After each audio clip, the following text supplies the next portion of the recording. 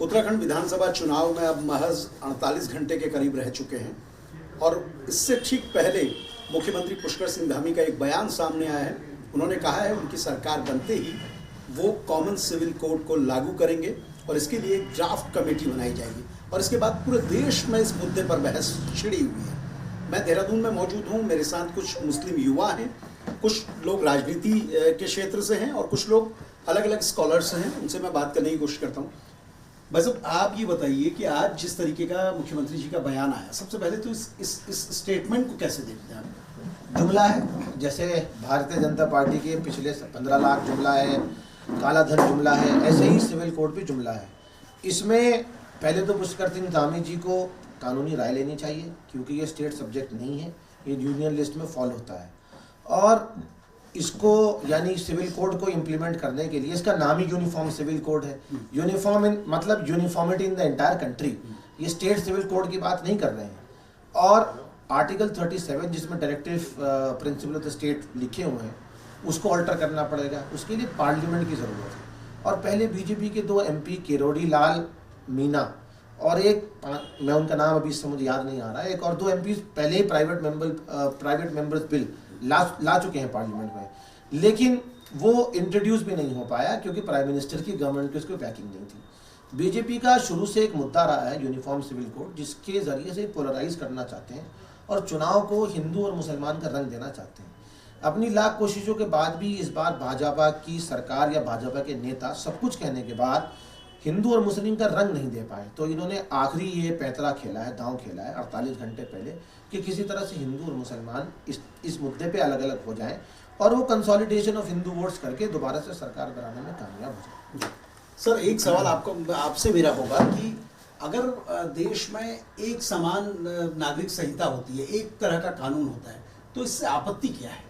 Sir देखिए, आपने बिल्कुल ये जो बात कही है आपकी बात सही है, लेकिन सर हम कहीं ना कहीं अगर हम बात करें तो जो हिंदू अनडिवाइडेड फैमिली के लिए एक कानून है हमारे यहाँ पर बना हुआ, जिसमें कि उनको 80C के तहत टैक्स की रिबेट मिलती है।